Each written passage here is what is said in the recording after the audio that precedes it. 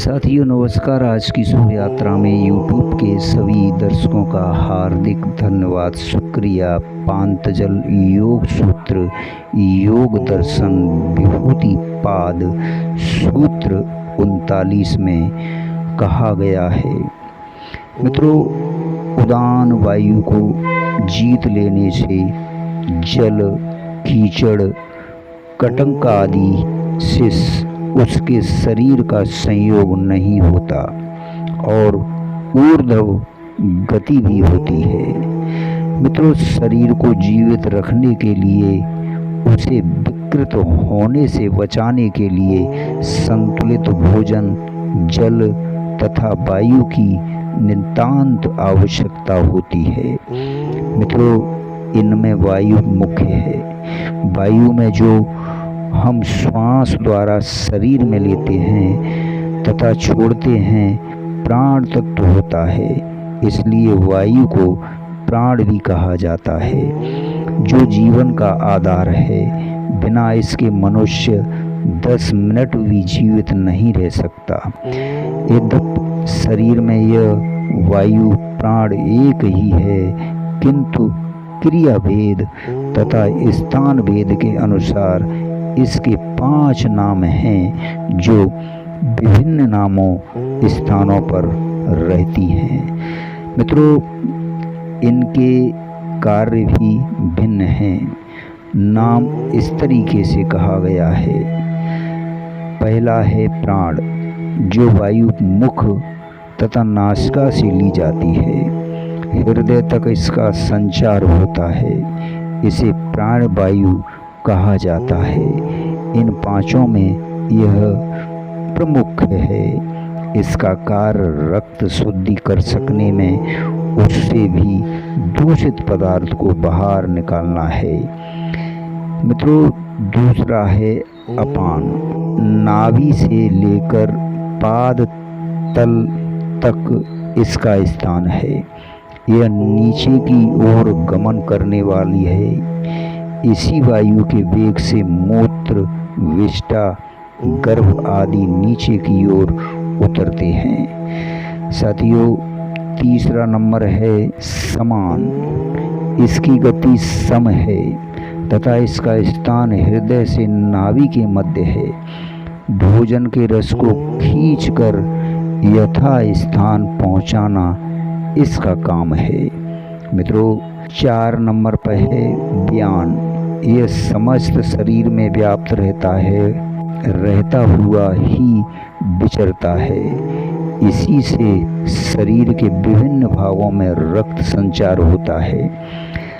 तो शरीर की अशुद्धियों को बाहर निकालना तथा इंद्रियों द्वारा प्राप्त ज्ञान को मस्तिष्क तक पहुंचाने तथा मस्तिष्क की सूचना को विभिन्न अंगों तक पहुंचाने का कार्य इसी के माध्यम से होता है। जिस प्रकार आकाश में वायु के कारण ध्वनि तरंगें एक स्थान से दूसरे स्थान पर भेजी जाती हैं। मित्रों, आखिरी और 5वां है उदान। इस वायु की ऊर्ध्व गति होती है। इसका स्थान कंठ है। यह कंठ से सिर तक गमन करने वाला है। इसी के सहारे शरीर की सारी सूचनाएं मस्तिष्क तक पहुंचती हैं। मृत्यु के समय सूक्ष्म शरीर इसी के सहारे गमन करता है। योगी इसी के सहारे समस्त प्राणों को खींचकर उन्हें सहस्रार तक पहुंचाता है, जिससे उसे अनेक अनुभूतियां होती हैं। मित्रों, कुंडली जागरण से भी ऊर्जा का प्रभाव इसके द्वारा मस्तिष्क तक होता है, जिससे मस्तिष्क का सुप्त भाग जागृत होता है। इसका आध्यात्मिक उपयोग है, इसलिए यह सबसे महत्वपूर्ण है।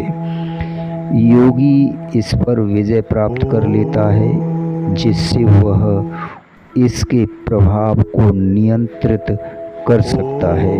मित्रों, इस वायु के नियंत्रण से वह अपने शरीर को इतना हल्का कर लेता है कि पानी, कीचड़ तथा कांटों पर भी चल सकता है। उसके शरीर का संपर्क उनसे नहीं होता। इस वायु को जीत लेने से मृत्यु के समय वह अपने प्राणों को शरीर के अन्य भागों से खींचकर उन्हें ऊपर की ओर ब्रह्म रंध्र से स्वेच्छा से निकाल लेता है। साथियों, अन्यथा वे शरीर के किसी भी मार्ग से निकल जाते हैं। अन्य मार्गों से निकलना जीव की अधोगति मानी जाती है। ब्रह्म रंध्र से निकलने पर योगी की शुक्ल मार्ग से गति होती है। यह उसकी उत्थान अवस्था है।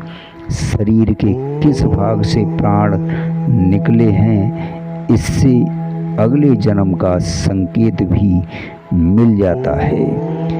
साथियों, जीवन में जो केंद्र अधिक सक्रिय होता है, जिस ओर वासना सबसे अधिक होती है, उसी केंद्र से, उसी मार्ग से प्राण निकलते हैं।